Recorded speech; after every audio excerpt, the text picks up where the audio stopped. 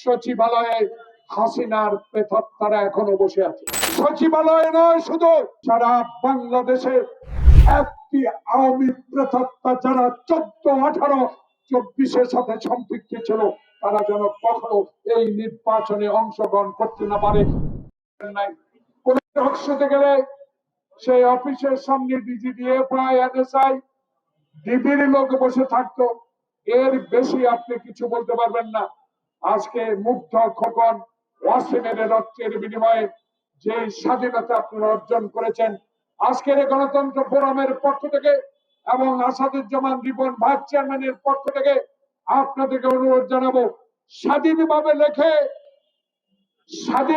লেখার মাধ্যমে বাংলাদেশে আগামী ফেব্রুয়ারি মাসে যে নির্বাচনটি অনুষ্ঠিত হবে, সেই নির্বাচন নিয়ে বাংলাদেশে যে ষড়যন্ত্র চলছে, যে নির্বাচন নিয়ে আবার নানা রকম পদ্ধতির কথা বলে এই নির্বাচনকে বানচালের হীন প্রচেষ্টা করা হচ্ছে, এই বিষয়গুলো আমরা রাজনৈতিক কর্মী হিসেবে যা বলি, অনুগ্রহ করে অনুরোধ জানাবো এই কথাগুলো দেশবাসীর কাছে জানাবেন। গতকালকে জরিপে আমি দেখেছি একটি টক শোতে, আমি দেখলাম সেখানে 96% মানুষ এই দেশে শান্তিপূর্ণ ইলেকশন চায়, ভোট চায়। কিন্তু আমি বুঝতে পারি না, মুক্তিযুদ্ধের একজন অস্ত্র হাতে যোদ্ধা করা হিসাবে আমি আজকে যারা রাস্তায় নেমে এই ইন্টেরিয়াম গভর্নমেন্টকে বিষাক্ত করে তোলার জন্য আপনারা রাস্তায় নেমে যে আমাদেরকে বিভক্তি করার হীন চেষ্টা করছেন, আপনাদের উদ্দেশ্যে বলতে চাই, এটা কি গণতন্ত্রের পক্ষের লোক হলেন? যদি গণতন্ত্রের পক্ষের লোক হয়ে থাকেন, কেন প্রফেসর মোহাম্মদ ইউনূসকে আজকে শঙ্কার মধ্যে পাঠাচ্ছেন? কেন আজকে প্রফেসর ইউনূসকে আমাদের মাঝে বিভক্তি তৈরি করার জন্য হীন চেষ্টা করছেন? এই বিষয়গুলোর জবাব আপনাদেরকে দিতে হবে যদি ফেব্রুয়ারির নির্বাচনে কোন রকম সংশয় শঙ্কা সৃষ্টি হয়। কারণ হাসিনার বিরুদ্ধে রাজপথে আন্দোলন করা যেসব লোক আত্মহতি দিয়েছে, আমাদের নেতা 10,000 কিলোমিটার দূরে থেকে বাংলাদেশ জাতীয়তাবাদী শক্তিকে 16টি বছর টিকিয়ে রেখেছে।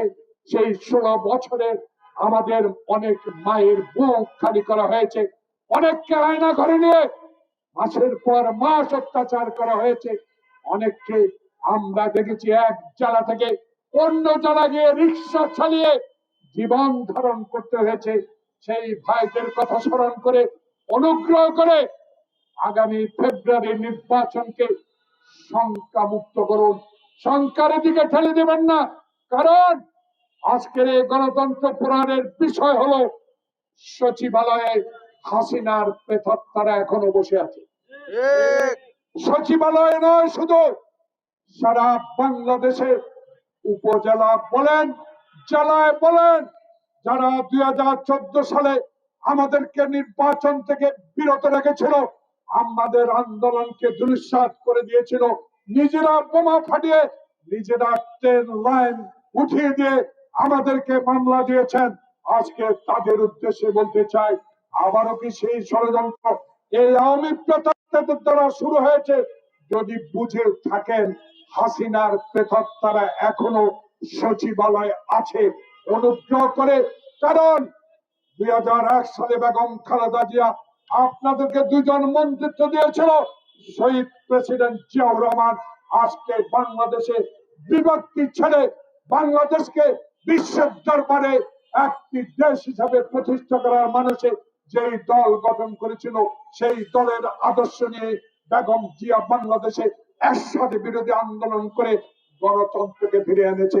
মনে করিয়ে দিতে চাই 96 সালে বেঈমানি করেছে কারা, করিয়ে দিতে চাই এই বিশ্বাসঘাতকদেরকে চিহ্নিত করুন।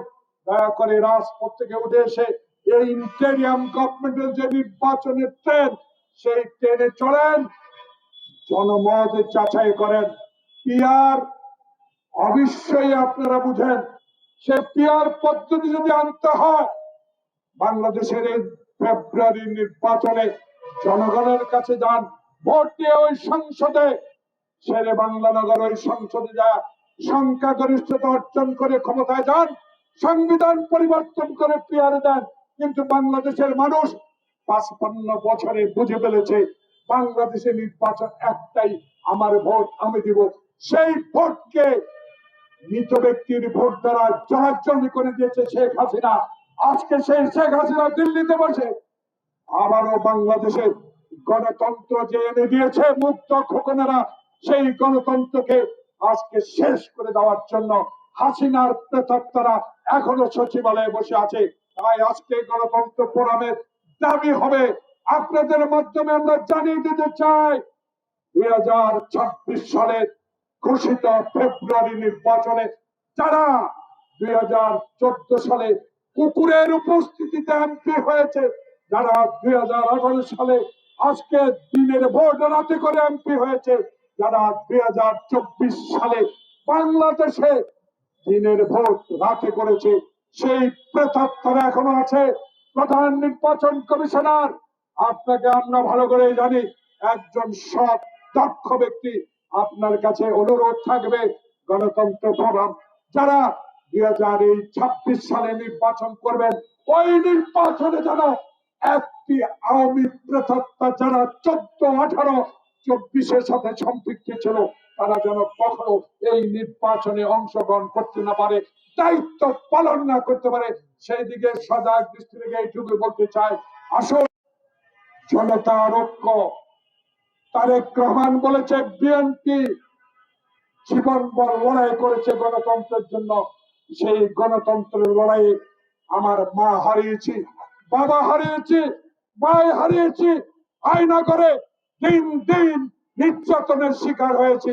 সেই আয়না ঘরের পরিবর্তে সচ্চল গণতন্ত্র প্রতিষ্ঠার সংগ্রামে তারেক রহমানের আহ্বানে সাড়া দেবার আহ্বান জানিয়ে আমার বক্তব্য শেষ করছি। আল্লাহ হাফেজ।